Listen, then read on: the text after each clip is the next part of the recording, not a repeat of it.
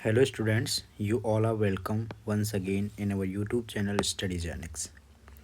जैसा कि आपको पता ही है, हमने अभी एक मुहिम स्टार्ट करी है जिसके अंतर्गत हम 10th एंड 12th का कंप्लीट इंग्लिश का सिलेबस छोटी छोटी वीडियोस बना के आपको कवर कराने वाले हैं।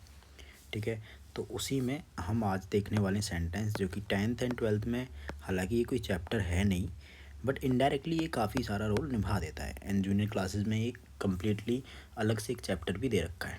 ओके, सो स्टार्ट करते हैं आज की वीडियो, जिसमें ये छोटी वीडियो रहने वाली है हालांकि। ओके, तो सबसे पहली बात आती है कि हम सेंटेंस किसे कहते हैं। देखो, जब हम वर्ड्स का अरेंजमेंट करते हैं ना, जब हम वर्ड्स का अरेंजमेंट करते हैं एंड अरेंजमेंट भी ऐसे हो जिससे कि उस अरेंजमेंट का आगे जाके मीनिंग निकले, तो वो हमारा सेंटेंस कहलाता है।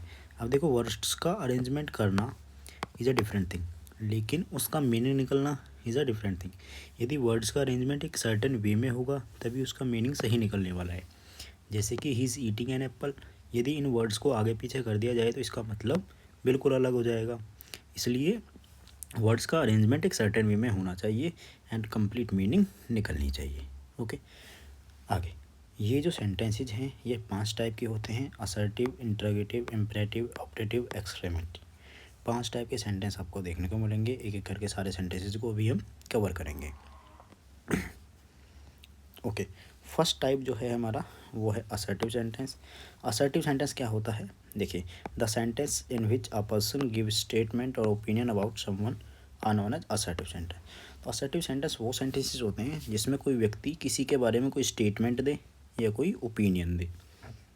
ओके, अब देखो, असर्टिव सेंटेंस दो तरीके के होते हैं, because statement and opinion can be of two type. क्यों? क्योंकि इंसान का जो ओपिनियन होता है किसी के बारे में पॉजिटिव भी हो सकता है, नेगेटिव भी हो सकता है। इसी वजह से असर्टिव सेंटेंस दो तरीके के होते हैं, positive and negative. Positive and negative. Positive, Kartik is playing badminton, Kartik is not playing badminton. Okay, सबसे इंपॉर्टेंट चीज़ हमारी ये है कि हमको इनके स्ट्रक्चर याद हो जाना चाहिए। मैं बोलूँ असर्टिव, असर्टिव में पॉजिटिव का स्ट्रक्चर तो आपको टिप्स पे याद होना चाहिए। मैं बोलूँ नेगेटिव, तो नेगेटिव का स्ट्रक्चर आपको टिप्स पे याद होना चाहिए। देखिए, इनमें बस एक छोटा सा ये अंतर है, एंड वो अंतर ये है, जब हम पॉजिटिव की स्ट्रक्चर की बात करते हैं तो उसमें सबसे पहले सब्जेक्ट आता है, फिर हेल्पिंग वर्ब आती है, फिर वर्ब आती है, फिर ऑब्जेक्ट आती है, फिर एसेक्ट्रा आता है। लेकिन जब हम नेगेटिव में जाते हैं तो हमको कुछ नहीं करना, हमको थर्ड नंबर पे नोट लगा देना होता है। पहले पे सब्जेक्ट, दूसरे पे एचवी, थर्ड नंबर पे नोट। बाकी सारा की सारा सेम रहने वाला है। ठीक है, नेगेटिव बनाते टाइम हमको थर्ड नंबर पे नोट लगाना है मोस्ट ऑफ द केसेस में, मोस्ट ऑफ द केसेस में। लेकिन कभी कभार ऐसा भी हो जाता है कि थर्ड नंबर पे आपका सब्जेक्ट ही आ रहा हो, तो थर्ड नंबर पे नोट लगा करके फोर्थ नंबर पे शिफ्ट कर देते हैं, लेकिन ज़्यादातर आता है थर्ड नंबर पे। आगे देखते हैं। ओके, सेकंड टाइप है हमारा इंटरोगेटिव सेंटेंस। इंटरोगेटिव सेंटेंस क्या होते हैं आपके?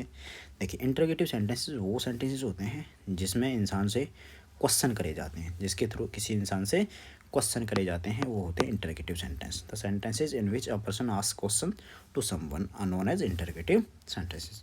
अब देखिए, सबसे पहली बात, इस इंटरोगेटिव सेंटेंस में आपको थोड़ी सी चीज़ें पता होनी ज़रूरी हैं।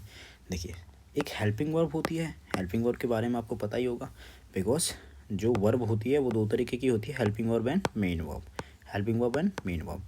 ओके, हेल्पिंग वर्ब दो तरीके की होती है आगे जाके, primary helping verb and models helping verb. Primary helping verb में 11 वर्ब आती हैं एंड मॉडल्स हेल्पिंग वर्ब में 13 आती हैं। प्राइमरी हेल्पिंग वर्ब की यदि हम बात करें तो प्राइमरी हेल्पिंग वर्ब आगे 3 टाइप की होती हैं, do verb, be verb, have verb. जैसे कि डू वर्ब में हमारी 3 हैं, do, does, did. Be verb में is, am, are, was, were, has, have, had. Models मैंने लास्ट चैप्टर में कराई हैं, तो आपको पता ही होगा मॉडल्स होते हैं 13। ओके, ये चीज़ क्यों बताई? ये चीज़ इसलिए बताई बिकॉज इंटरगेटिव जो सेंटेंस है ना, इंटरगेटिव सेंटेंस दो तरीके का होता है। कितने तरीके का? दो तरीके का। पहला जो तरीका है वो होता है एच वी से स्टार्ट। किससे होता है? एच वी से स्टार्ट। एंड दूसरे जो टाइप का है वो होता है डब्ल्यू एच फैमिली से स्टार्ट। किससे होता है? डब्ल्यू एच फैमिली से स्टार्ट। ओके, अब आपको ये पता होना चाहिए कि एच वी हो क्या कह सकती हैं। तो एच वी ये 24 हो सकती हैं। कौन कौन सी? 11 primary helping verb and 13 models. Okay, तो जो एच वी से स्टार्ट होने वाले इंटरगेटिव सेंटेंस हैं उनको बोलते हैं क्लोज एंडेड, एंड जो डब्ल्यू एच वर्ड से स्टार्ट होने वाले इंटरगेटिव सेंटेंस हैं उनको बोलते हैं ओपन एंडेड। जानना? ठीक है, अब देखो, ये दो तरीके के होते क्यों हैं? अब देखो, जब आप किसी से कोई क्वेश्चन करते हो तो आप ऐसे तो है नहीं हर तरीके से हर टाइम पर एक ही टाइप से क्वेश्चन करोगे। कभी कभी आपको क्वेश्चन का आंसर जस्ट यस और नो में चाहिए होता है, एंड कभी कभी आपको उस क्वेश्चन के लिए रीज़न भी चाहिए होता है कि क्या करा, कैसे करा, कब करा, ये चीज़ है। तो जब आपको क्वेश्चन का आंसर यस या नो में चाहिए होता है तब आप क्वेश्चन करते हो एच वी से स्टार्ट करके, एंड जब आपको रीज़न चाहिए होता है या फिर ज़्यादा जानकारी चाहिए होती है तब आप क्वेश्चन स्टार्ट करते हो डब्ल्यू एच वर्ड से, जिसको बोलते हैं ओपन एंडेड। अब आपको एक चीज़ पता होनी चाहिए जो मोस्ट इंपॉर्टेंट है, एंड वो है स्ट्रक्चर। ठीक है, स्ट्रक्चर की बात करते हैं तो क्लोज एंडेड ऑब्वियसली लिखा हुआ है कि एच वी से स्टार्ट होगा, उसके बाद सब्जेक्ट आएगा, उसके बाद वर्ब आएगा, फिर ऑब्जेक्ट आएगा, ETC आएगा, लास्ट में क्वेश्चन मार्क जरूर आएगा। ओपन एंडेड लिखा हुआ है डब्ल्यू एच वर्ड से स्टार्ट होगा, डब्ल्यू एच वर्ड लिख करके बाकी सारा के सारा आपका क्लोज एंडेड का स्ट्रक्चर इसमें आने वाला है। आगे से कुछ याद करने की ज़रूरत, अलग से कुछ याद करने की ज़रूरत आपको नहीं है, वही चीज़ें हैं। तो एग्जाम्पल, डू यू आउन अ विला इन दुबई, तो ये जो क्वेश्चन है ये आपका डू से स्टार्ट हो रहा है जो कि एक एच वी है, तो ये कौन सा होगा? Close ended. ठीक है, और यहाँ पे वाई से स्टार्ट हो रहा है, डब्ल्यू एच वर्ड से स्टार्ट हो रहा है, तो कौन सा होगा? Open ended. आई थिंक आपको पता चला होगा। देखिए मैंने एच वी बता दी थी, एच वी कितनी होती है? 24, 13 मॉडल, 11 प्राइमरी। लेकिन डब्ल्यू एच वर्ड भी पता होनी चाहिए आपको। डब्ल्यू एच वर्ड में 11 मेंबर्स आते हैं। 11 मेंबर्स में कौन कौन से हैं? Who, which, how much, how many, what, how, why, whose, whom, where, when.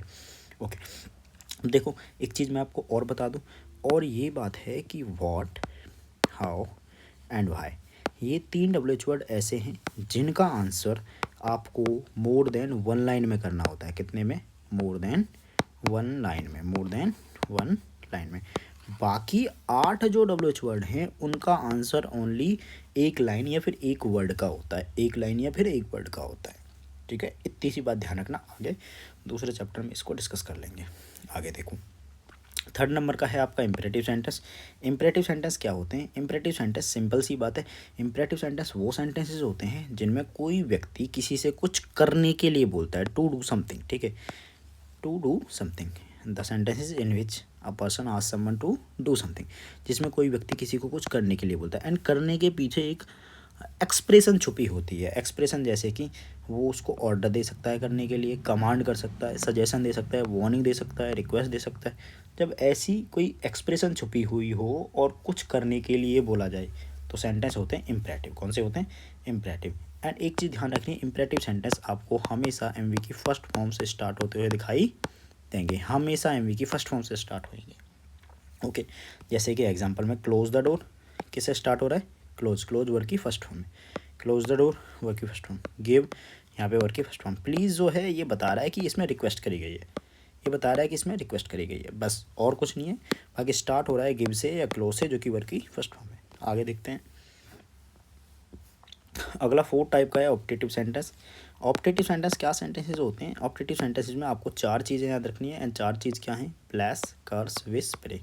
जब किसी सेंटेंस के थ्रू आप किसी को ब्लेसिंग्स दो, आप किसी को कर्स करो, या फिर किसी को विश करो, या फिर किसी के लिए प्रे करो, ये 4 चीज़ें आपको रट लेनी है, ब्लेसिंग्स, कर्स, विश, प्रे। जब किसी सेंटेंस के थ्रू आप ये 4 चीज़ें करते हो तो वो सेंटेंस कौन सा हो जाता है? Optative sentence. जैसे कि हैप्पी मैरिड लाइफ, यहाँ पे क्या कर दिया गया है? विश कर दिया गया है। यहाँ पे बात करें मे यू लिव लॉन्ग, क्या करा गया है? प्रे करी गई है, या फिर किसी को ब्लेस करा गया है। ठीक है, गो टू द हिल, यहाँ पे किसी को कर्स करा गया है। तो 4 जहाँ पे ये एक्सप्रेशन आ जाएंगी वहाँ पे ऑप्टेटिव सेंटेंस। डन, आगे देखते हैं। लास्ट एंड फाइनल हमारा है एक्सक्लेमेटरी सेंटेंस।